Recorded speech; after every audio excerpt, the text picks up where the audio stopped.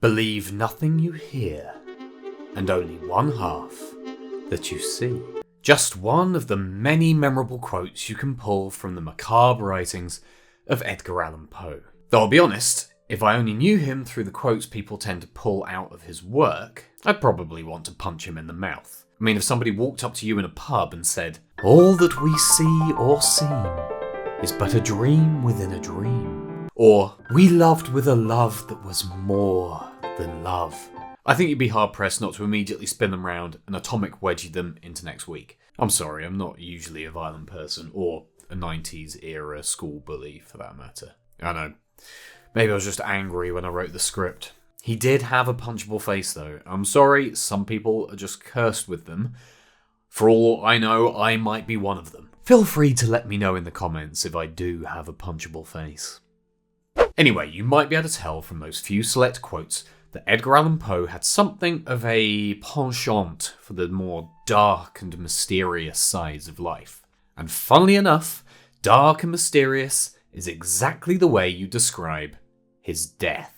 I mean, he himself would probably even have appreciated the strangeness of it if he wasn't already dead, obviously. So here's what happened.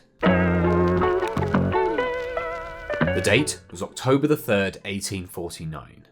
And in Baltimore, it was a particularly cold and rainy day. Something that I'm pretty sure probably pissed off the locals because it also happened to be an election day. But the dreary weather had not put off one chap, a certain Joseph W. Walker, who was a compositor for the Baltimore Sun. He was making his way to a particularly busy public house called Gunner's Hall. And a lot of public houses also served as kind of pop-up polling stations. And that's exactly what Gunner's Hall was on this day. So needless to say, the place was a hive of activity, not just full of the regulars, but also full of those coming in to vote. And in fact, these places would often reward people coming into a vote with a free drink afterwards. I see they had it the wrong way around. You give them the drink beforehand so that they're a little more amenable to whoever it is you might want them to actually vote for.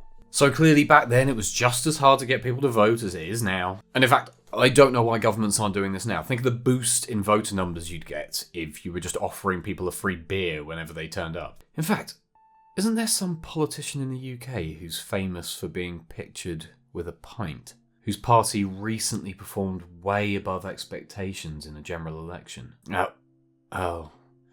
On second thoughts, maybe it's not such a good idea. Sorry, I'll try to keep the current day politics out of this as much as possible from now on, because the less we have to see that face, the better. Anyway, on his way into the pub, Walker noticed a man lying on the ground off to one side. No one else seemed to have noticed him, or if they hadn't deemed him worth their time. He was, after all, dressed in shabby second-hand clothing and drifting in and out of consciousness. So, to most, he must have just looked like a local drunk or beggar who'd had one too many and stumbled outside and was lying paralytic in the street. But for some reason, Walker decided to approach the vagrant for a closer look. Now, it's not clear, at least from what I found, whether Walker was actually immediately able to recognise this man, or whether the man actually uttered his name, but he very quickly realised that this was none other than Edgar Allan Poe.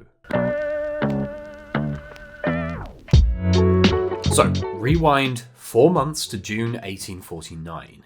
Poe was living in New York, living a somewhat sombre life, sharing a humble cottage in the Bronx with his beloved mother-in-law, Maria Clem, whom he affectionately called Muddy. Now, I know what you might be thinking.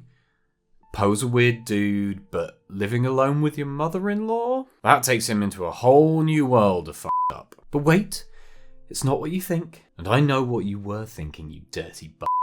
They were sharing the same cottage he had shared with his beloved wife, Virginia, who had died 2 years earlier. See? Perfectly normal. Although you think he might have moved on by then. Oh, wait a minute. I almost forgot. Poe's dead wife, Virginia Clem, was also his cousin, which, of course, made Muddy Maria Clem his aunt. Maybe something actually was going on with the mother-in-law. Seems like the family like to keep things iron tight. Oh, wait a minute. I almost forgot. When Poe married Virginia, he was 26 and she was 13. And maybe you're sitting there going, Tom, I don't know what you're worried about. It was the 1800s.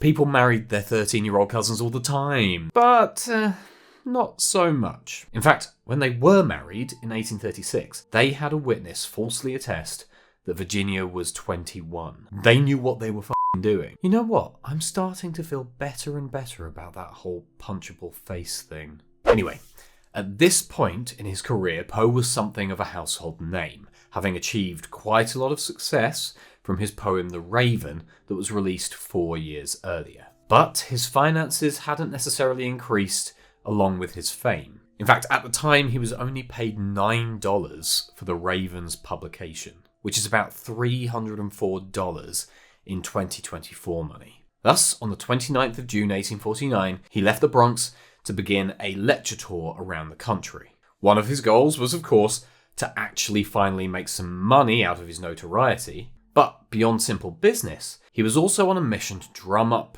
interest in a long-dreamed-about project, a literary journal he called The Stylus. He first headed out to Philadelphia, then south to Norfolk and Richmond. And in Richmond, things took a somewhat sexy turn for Poe. No, he didn't bump into his mother-in-law, but he did bump into his childhood sweetheart, Sarah Elmira Royster Shelton. Now, Shelton also happened to be widowed, and whether that's what they bonded over, their shared loss of husband/wife, we'll never know. What we do know is that after a brief rekindled courtship, they became re-engaged. There was some question over how serious this actually was and whether they would have actually ever ended up married, but as we'll see, we never got to find out. After this re-engagement, he left Richmond for New York to collect the mother-in-law. Of course he did. Sarah should have known that she was part of the deal. I'm sorry. I'm sure the relationship was a perfectly platonic one and there was nothing weird going on.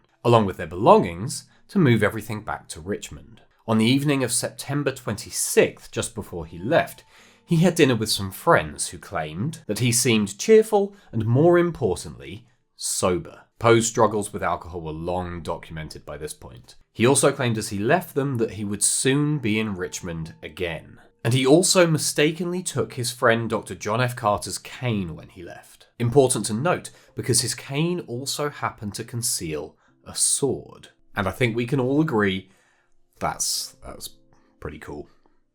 Poe arrived in Baltimore on September the 28th, and this is where things start to get a little hazy. So we have no really reliable sources to explain his actions or whereabouts in the 5 days between him arriving in Baltimore and showing up outside the Gunners Hall Tavern. Now, Poe actually had a cousin living in Baltimore, Nielsen Poe, and he hadn't seen or heard from Poe in those 5 days either, but he'd clearly tried to ascertain what he'd been up to. And in a letter to Muddy Maria Clem on October the 11th, he said, "Where he spent the time he was here or under what circumstances I have been unable to ascertain." And the only information we do have that came to light in the days and even years that followed can be considered dubious and confusing at best. A Bishop Fitzgerald claimed that Poe had left Richmond with about $1,500 in subscription money for his The Stylus project. And there were those that claimed that they'd advanced Poe money for the project and were a bit peeved after the fact that they were never going to see anything for it. And if he had had that amount of money on him, then there is a high likelihood that he was mugged because he was found with nothing. But we should probably be taking that piece of information with an appropriately bucket-sized amount of salt. Because for Poe to have raised $1,500 in 1849, remember, that's almost $62,000 today, it would have been an astronomical effort. And to raise that amount in just this one trip so far. Now, the Stylus was going to cost $5 a year, meaning that in those 3 months, Poe had managed to wrangle about 300 subscribers. And in all of his previous fundraising efforts, he hadn't even come close, nowhere near to raising that amount of money. Others have claimed that during those lost days, Poe was actually in Philadelphia to help edit a collection of poems. An acquaintance of his, Thomas H. Lane, claimed that Poe had been found there and been found to be very ill. And because of that illness, when boarding a train that he thought was going to New York, he'd actually ended up back in Baltimore instead. And, we've all been drunk on the train platform and gotten the train going in the opposite direction before. It's easily done. We've all drunkenly fallen asleep on the train as well and ended up at the end of the line and had to be picked up by your wife who's super pissed off in the early hours of the morning.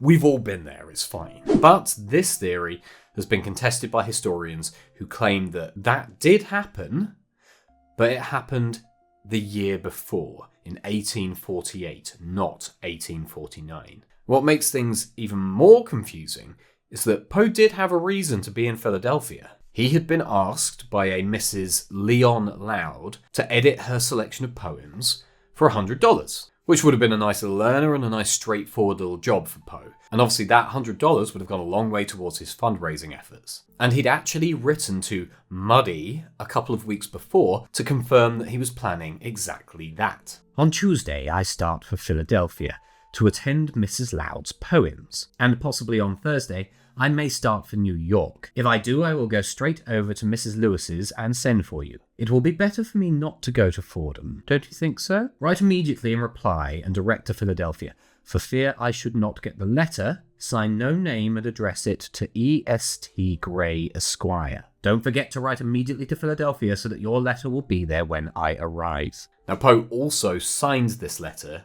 with a pseudonym. And what Poe was afraid of in Fordham, and who he thought might be intercepting his letters, we have no idea. All we do know is he never edited those poems for Mrs. Loud. In a short notice in her eventually edited selection of poems, Wayside Flowers, it reads, "The late Mr. Poe was accustomed to praise her works very highly, and was to have edited this edition of them." And that just about brings us to October the 3rd in the rain outside Gunner's Hall, and Mr. Joseph W. Walker staring down in disbelief at the dishevelled and delirious Edgar Allan Poe.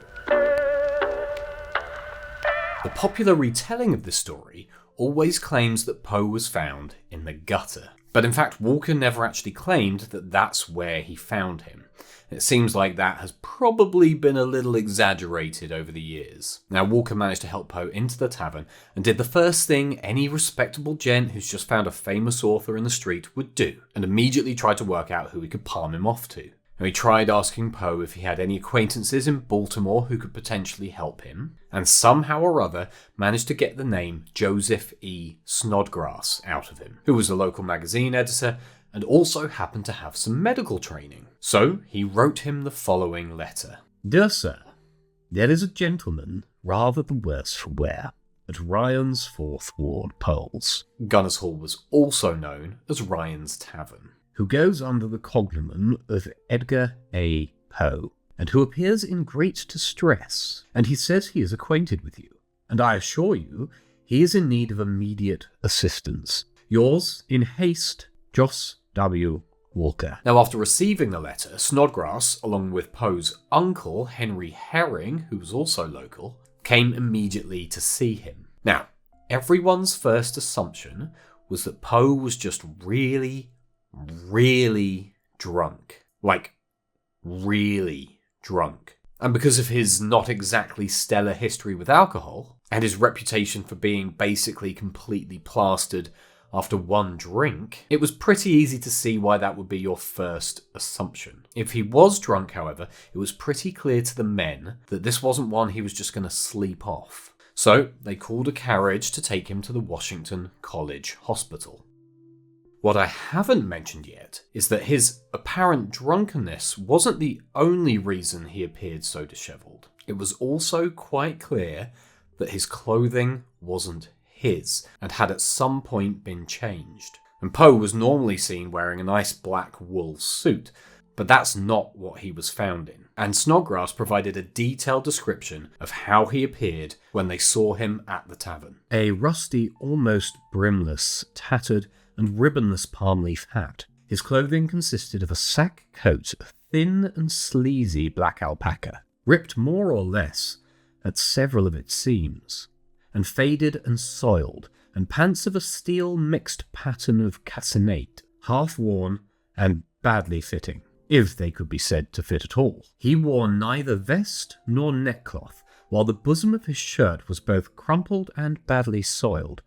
On his feet were boots of coarse material, and giving no sign of having been blackened for a long time, if at all. Now, this is a bit of a tangent, but I've been playing a lot of Kingdom Come Deliverance 2 recently, and that sounds almost exactly like my thief getup, which I wear specifically because I look like a beggar and no one pays any attention to me. And one wonders if somebody dressed Poe in the exact same way for the exact same reason. Now, the story also goes that the two things he did have were the key to his trunk and Dr. Carter's mistakenly pinched sword cane. But as much as I want to believe that Edgar Allan Poe was lying there in the street, dressed as a vagrant, slipping in and out of a delirious, possibly drunken stupor, but still wildly brandishing a sword cane, I don't think it's true. At least, despite that actually being reported in a few biographies, others have countered it and pointed out that this just seems to be a simple misinterpretation of Dr. Carter's own testimony on the subject. And as for the key, which is now on display in the Poe Museum in Richmond, along with the trunk, there's no evidence that it was actually on him. And it could just as well have been a spare that was kept by Muddy Maria Clem. Once Poe arrived at the hospital, they treated him as best they could, which it seems basically just meant try to make him comfortable until the alcohol/delirium just kind of wears off. He was also kept in a section of the hospital that was basically reserved for drunks, in what essentially amounted to a prison cell with actual bars on the windows. And during the days he was confined there, no one was admitted to see him. Not even his cousin, Nielsen Poe, who came and tried to visit him, because his attending physician, a John Joseph Moran, claimed he was too excitable for visitors. In the days that followed, Poe supposedly drifted in and out of consciousness. Moran claimed that he tried to question him about where he was and how he'd ended up in that state, but he said that Poe's answers were incoherent and unsatisfactory, in a letter to Muddy Maria Clem. Now, the fact that he was basically kept locked away for those last days, added to the, shall we say, somewhat changeable and therefore incredibly questionable accounts of his last moments, means we're not sure exactly when Poe died. But depending on which account you choose to believe, it seems that it was some point between 3 and 5 o'clock in the morning on October the 7th, 1849. Now, as I hinted at, the only person we have any real information from regarding those final hours is John Joseph Moran. And here is where we get a first glimpse at the questionable accounts of Dr. Moran. Moran claimed that in the hours before his death, Poe repeatedly called out the name Reynolds. Who was this Reynolds he was calling for? Could it have been the man responsible for Poe's current dire circumstances? Some witness who may have held the key to what really happened? Well, they couldn't work it out at the time, and after decades of substantial research, no one else has been able to work it out either. And honestly, the best option might just be the scholars who think he was actually calling out Herring for his uncle who'd been there earlier. So basically, nothing to go on there. And Moran also gave multiple versions of Poe's last words. Now, I'll let you be the judge of which of these potentially questionable quotes might actually have been this barely conscious author's final utterance. Could it have been the first version Moran gave? Lord help my poor soul. Or was it this later version he provided? He who arched the heavens and upholds the universe has his decrees legibly written upon the frontlet of every human being and upon demons incarnate. Let me know what you think in the comments. And with either of those equally improbable quotations, Edgar Allan Poe left this mortal realm, destined to forever dream the eternal unwaking dream that is death. Sorry, I've been reading too many quotes. Oh, he's starting to rub off on me. Oh. In the absence of any real evidence, I present you the many theories attempting to answer the question, what killed Edgar Allan Poe? Just as an aside, the closest we actually have to a contemporary reason for his death that was given was this one from the Baltimore Clipper, which called it, congestion of the brain. And other than that, no official record or death certificate has ever been found. Apparently, if you died in Baltimore in the mid-1800s, how you died was treated with a big old...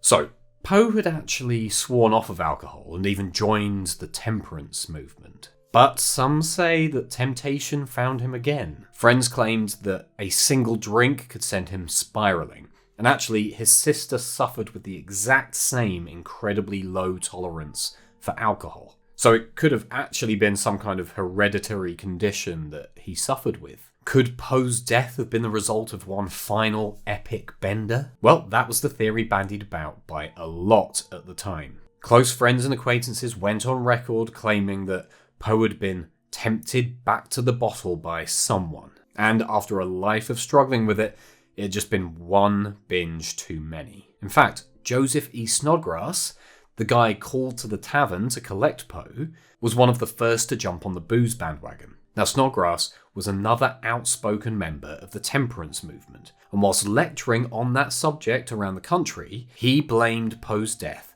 on heavy drinking.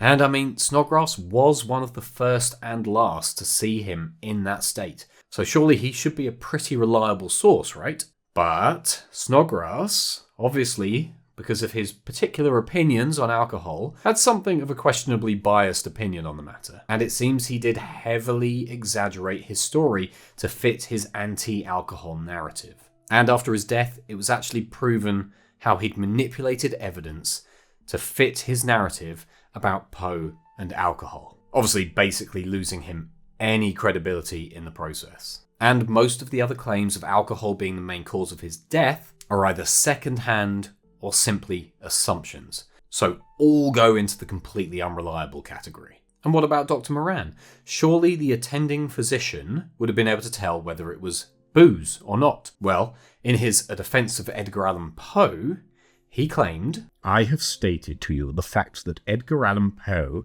did not die under the effect of any intoxicant, nor was the smell of liquor upon his breath or person." As we've seen though, like with the multiple versions of Poe's last words, Moran turned out to be about as unreliable a source as you could get. In fact, after this claim that alcohol wasn't the cause, people who knew him came out and went, well, that's not what you said at the time. Absolutely useless. Now, interest in this alcohol theory, and just in Poe in general, I suppose, is so much that in the early 2000s, a few strands of Poe's hair that had been taken immediately after his death were taken for heavy metal analysis. And the results showed low enough levels of lead to actually indicate that Poe had been sober when he died. Now, what's lead got to do with it? What's Lead? got to do with it? Well, actually, at the time, it was used a lot in winemaking. It was used to store wine, and it was also actually used as a sweetener and preservative in the wine. So, of course, if you were keen on a little El Vino, you would have a ton of lead in your system.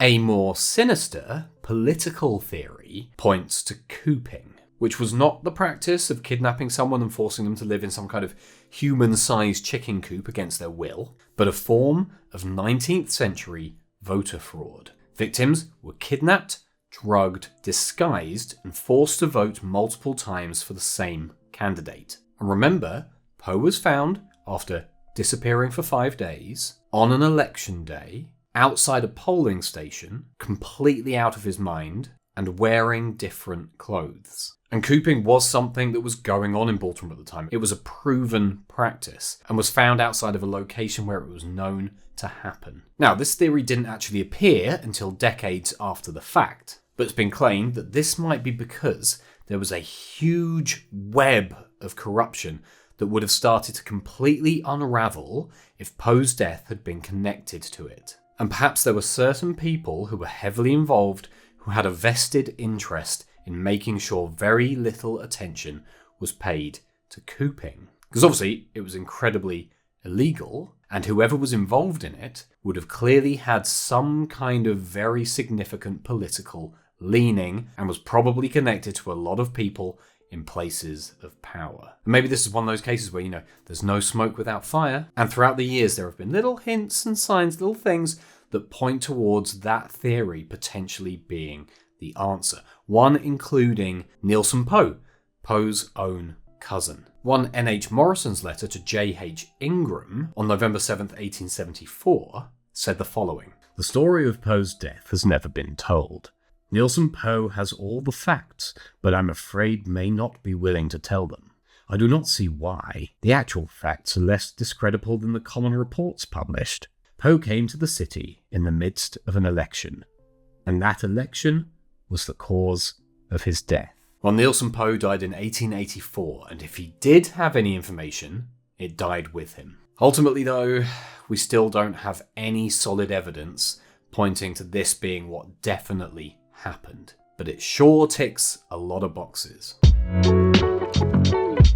In 1996, a Dr. Michael Benitez mistakenly diagnosed Poe as E.P., a writer from Richmond, with rabies and delirium, hallucination, shallow breathing. He was definitely exhibiting all the classic symptoms, except one: hydrophobia. Now, Benitez's findings have been based on Dr. Moran's account of how Poe died, and seemingly a case study taken from an article written by a Charles Scarlett Jr. And included in that article was the following comment. Poe was given a drink of water to determine if he could swallow freely, but he did this with difficulty. And it seems this comment was all Benitez needed to show hydrophobia, or the fear of water. But as it turns out, this comment was from Dr. Moran's 1875 article on Poe, and not his 1885 book. In the later book, the comment on water was changed to the following. I put a small lump of ice in his mouth and gave him a sip of water to ascertain what difficulty, if any, he had in swallowing. He drank half a glass without any trouble. And on top of that, we should still remember that this is all seemingly based on Dr. Moran's completely unreliable accounts of what happened. After the early alcohol theories had proven impossible to prove, another theory emerged. It was claimed by some that Poe had been out drinking and gotten into an altercation with some woman who deemed him to have wronged her in some way, at which point he was mercilessly beaten by some ruffian. And ruffians come up multiple times. One Eugene Didier claimed that Poe had gone out drinking after bumping into some old friends, and one glass of champagne later, he was absolutely plastered and out on the streets of Baltimore, at which point he was robbed and beaten by ruffians and left insensible in the street all night. Author John Evangelist Walsh proposed a darker twist to the mugging story, that Poe was ambushed in Philadelphia by the brothers of his fiancée, Sarah Elmira Shelton. He was beaten and forced to drink alcohol that they knew would be the end of him. Or, maybe they'd heard about Poe's unusual taste in fiancées. Regardless, and as much as this would be a story worthy of Poe himself, most people regard it to be complete bullshit. And, as with all these theories, there has never been any real evidence to support them. Alright, I'm going to run through these last theories pretty quickly because, to be honest, most of them are speculative at best. Carbon monoxide poisoning, from the coal gas used in most lighting at the time. Evidence?